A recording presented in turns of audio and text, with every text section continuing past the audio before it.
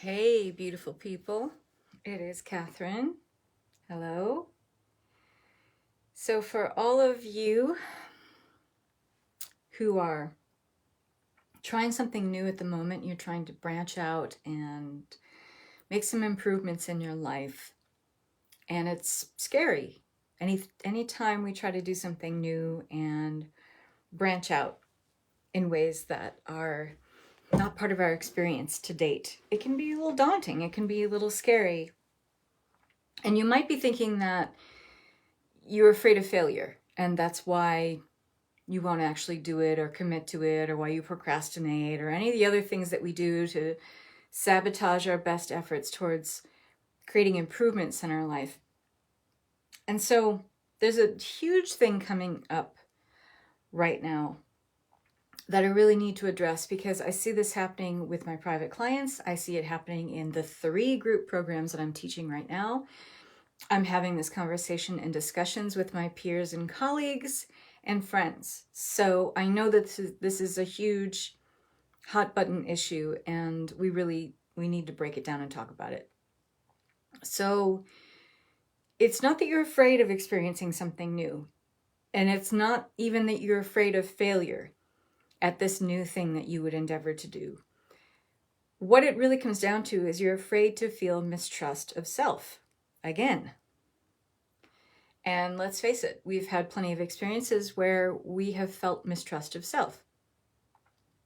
This is one of the most painful feelings that we can have, because ultimately, we come into life relying on or having an ability to rely on one single person, and we leave the life that we know it, as we know it, in the same way. There's one person that we rely on the whole time, and that's you, that's me, right? At the end of the day, I can labor under the illusion that I'm putting my trust in people, in situations, in forms, in structures, and systems, and all those other things. But what they really are is an extrapolation or an extension of the trust that you feel for yourself.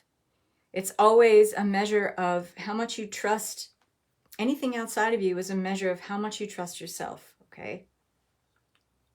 So you might feel a little called out about this, but instead stay curious with this. Stay in a place of stillness with this. Because we can look at this through a high vibe lens, and that's the only way any real work gets done anyway, and that's the only way we make any improvements that tend to stick, is looking at things through a lens of a very high vibe perspective, okay? So stay with me here. You're not afraid of experiencing something new. You're not even afraid of failure. Because what is behind the failure, what's at the root of failure, is mistrust. So when we've done things in the past and we've said, well, that didn't work out, I failed, what does that ultimately come back to? It ultimately comes back to you saying something about yourself where you fucked it up. You didn't have enough knowledge. You weren't smart enough. You weren't worthy enough. You weren't, you weren't brave enough. You should have said this, but you didn't. Or any other number of things where we find opportunities to continue to berate ourselves and make ourselves feel bad for something that didn't work out as planned, right? And when we have it fall back on us and we let the inner critic take over, it will feel like we are incapable. And if we feel like we're incapable, then we don't trust ourselves, okay? So you're not afraid of failure. In fact, the best way to reframe failure is, this is an integral part of the instruction manual for life. Because we don't really learn how to grow and move and to have motivation, willpower, perseverance, unless we don't get things right. I don't like to call it failure because I don't believe there's such a thing. Absolutely, things may not feel like we got them right, or things didn't work out as planned. But what you do in the light of the circumstances and how you feel about yourself says everything about what kind of success you can achieve or accomplishments you can have that are beyond that momentary feeling of failure or like you've let yourself down. And if you keep feeling that failure equates with, I don't trust myself, or I've let myself down, then you're not going to trust anything outside of you either, because it's a projection, it's an extension. So right now we're in a world where reality is changing on the daily. Systems and structures that we've used to define ourselves and create our reality, and we've built our personal identity around how tethered we are to certain structures or systems that make up society, and they're crumbling, they're dissolving and collapsing. And this can cause fear in a lot of us. And it's because we've labored under this illusion that we can put trust in my house, or I can put trust in my job, or I can put trust in my bank account, or I can, trust in whatever number of, outer world realities in the world of form that you use to prop yourself up and say, I'm safe, I'm secure. None of those things are real anyway. They are part of a temporal realm that is not fixed. It's nature. Everything that's part of form, or what we think of as form in 3D reality, is impermanent by nature, because this is an illusory realm. It's an impermanent realm. Nothing in here is meant to stay the same. It is meant to change, and it is impermanent. And so we think, well, I'm going to wait to make these improvements in my life until this thing is more stable out here, or I have more money, or this thing comes in and then I'll feel more confident. Those are just games that you're playing with yourself. And you're putting trust in systems, structures, the world of form that isn't actually real or doesn't have any actual permanence to it. So you're basing your improvements in life and hedging your bets on something that isn't really real, doesn't exist. The only thing that really exists is the trust and the capability that you feel for yourself.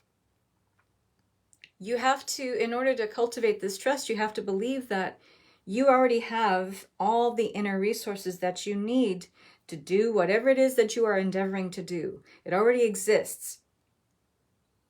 When we get into a lot of trouble with these self-trust issues, we are falsely believing that certain conditions need to exist in our outer environment in order for us to be successful, or we need to outsource certain things so that we can have this. The only thing you can truly outsource is source itself, meaning you can ask for help.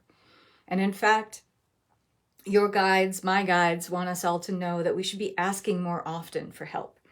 That's the only thing you can ever really outsource to, because everything else is part of the false construct of 3D reality.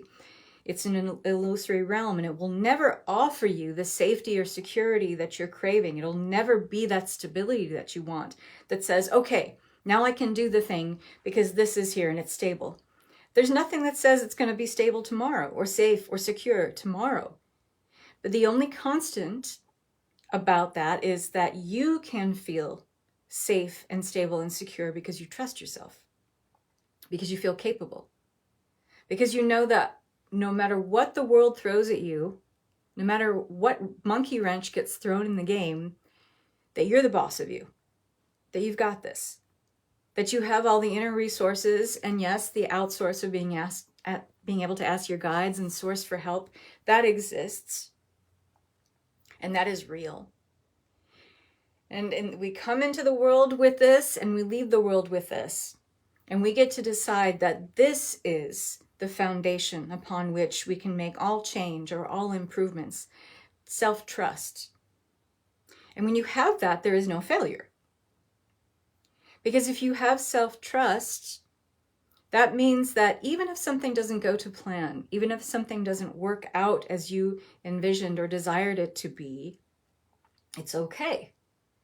Because you trust yourself enough to know that, maybe sometimes it just needs a couple tweaks here and there, and then we'll be good to go. And what if I can detach from the outcome that it has to look like this, or it has to come through in this way, or it has to show up in this particular time or date, or through this person, or through this endeavor? When we can let go of those attachments and trust ourselves so much that, no matter what it is and no matter how it shows up, if it aligns with how I want to feel, then I can trust it. And I know I have everything I need already. I already possess all the inner resources to create that and allow it to come in, to align with it. So the biggest piece about this, sorry, someone just sent me a very funny text. Sorry, let me collect myself. The biggest piece about this is that when we don't trust ourselves, and this is why the mistrust issue is such a big thing for so many of us right now. When we decide we don't trust ourselves, we're basing it off of who we've been in the past. So think about it this way. Each new thing that you endeavor to do, each new improvement that you want to make, each experience in your life that you would categorize as new and different, something you have not had as part of your experience before, you are tainting it. You are sullying it. By dragging the past version of you into the present, you don't have to do that.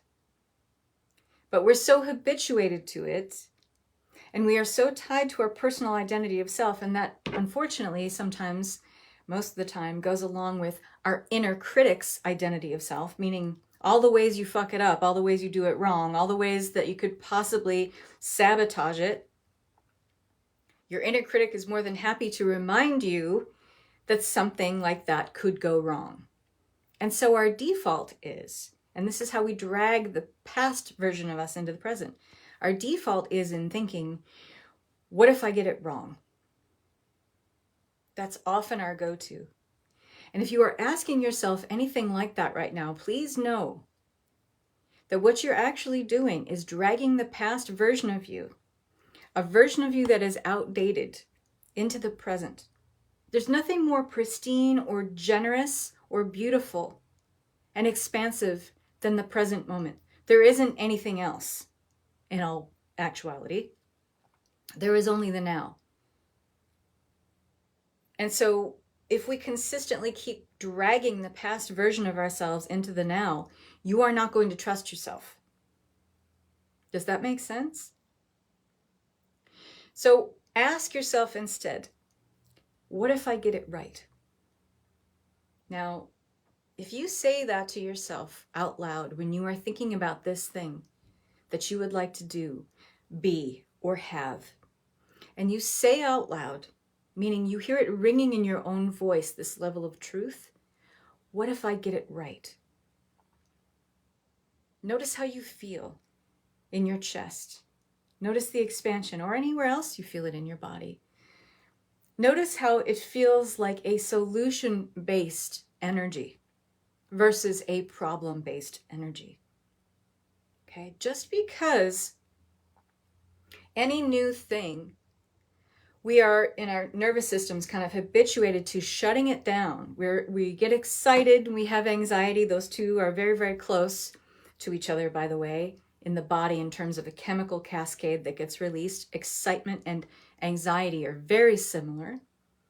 Your body will respond in such a way that you start to feel the butterflies, you start to get a little nervous, maybe your hands start sweating, maybe your pits start flowing, all those things, right? When we think about how we could get it wrong, we think about actually doing the thing and then somehow screwing it up, you can have the same kind of response from your nervous system about the excitement of how you could get it right, how all the things could go right. Just because you imagine it going right, it doesn't have to look exactly like that. You can release yourself from that attachment because it's all about the feeling anyway. The universe is going to deliver you an outcome that matches the feeling that you're holding.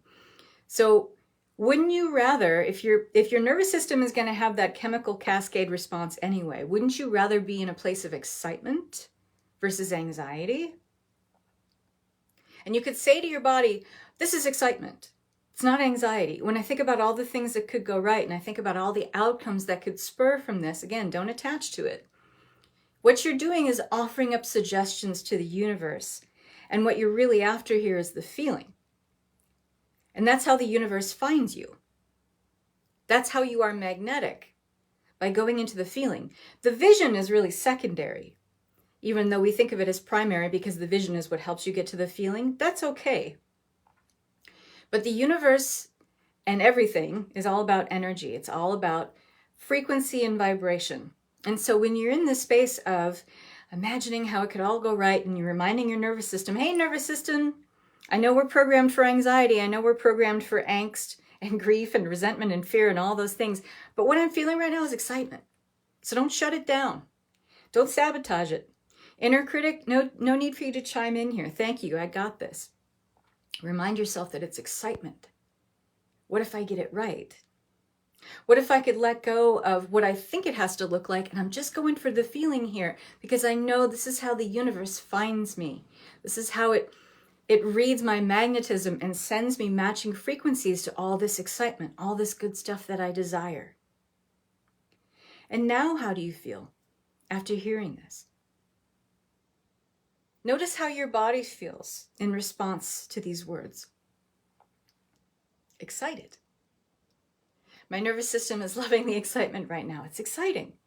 And so until we get into the habit of teaching our nervous system the difference between excitement and anxiety, and yes, you can teach your nervous system, and yes, we have to reprogram a lot of things about our experience as we're moving into higher frequencies on this planet. Because as we move into higher light codes, higher frequencies, the body will just do its conditioning and say, oh, you're anxious. And you'll say, no. We're excited. We're excited. So in the Tao of the Divine Disruptor, next month, we are focusing on the body, the DNA, and the nervous system. Because quite frankly, we need an upgrade. We need an upgrade to our body. Because this is a human awakening. I feel it's erroneous to call it a spiritual awakening because our spirit is already woke. It's our human that is awakening. And in its ancient coding and ancient software and hardware, it's trying to play catch up with a lot of the accelerated frequencies and light codes on the planet. This will feel like a nervous response. This is going to send the nervous system into a cascade of all kinds of unwelcome emotions. So we can retrain it. And that's what we're going to spend a month doing in the Tao of the Divine Disruptor. This is how I healed that crippling panic attacks. I visually put myself on a roller coaster, which I love. That's a great little mind hack. I love that, Nicole. Thanks for sharing that. Absolutely worked. Yeah. Because those emotional responses are very similar in the body. The body doesn't really tell much of a difference between those two. So in a few days, this year-long metaphysical mentorship that I am offering called the Tao of the Divine Disruptor, the price goes up. The price actually increases by $600. This is still an absolute steal for a year-long container of spiritual transformation, human transformation, metaphysical awakening, learning about how to change the body's nervous system, learning about how to navigate in the energies of love-based frequencies and solar feminine essence. There is so much to build on and talk about because in this program, in this metaphysical mentorship, we are talking about a way of life. We are talking about a pathway forward. This isn't just a learning experience. This is not just information. This is transformation because this is what is required for us to be able to inhabit and embody these frequencies and do them, do so it's comfortable in the body. And so we don't have it, with our nervous systems feeling like we're burning the candle at both ends all the time. It's unsustainable. It's unhealthy. And it, quite frankly, doesn't feel very good. So this is practical ascension. This is the capper for your human awakening. If you've been, studying things in a vacuum, we kind of put it all together in this year-long container almost, because we are going to be together through the end of 2022. So if you are interested in this program, you like what I talk about here, you're going to love this mentorship. So enrollment is open. We started in April and this is ongoing. You'll be able to join throughout the year. I'm going to stop enrolling students in October, but that's way off. But I will tell you that the price of this container is going to be increasing in the investment price in staggered amounts. So it goes up on the 19th, it goes up to $14.97 on the 19th, then it goes up again in June, and it goes up again in July. So if this is you sitting here and having your higher self scream at you, get in this program, then you might want to listen to it and jump on in here. So I hope that this talk really helped you out today and maybe gave you a little perspective shift and got you excited. So lots of love and peace. Bye-bye.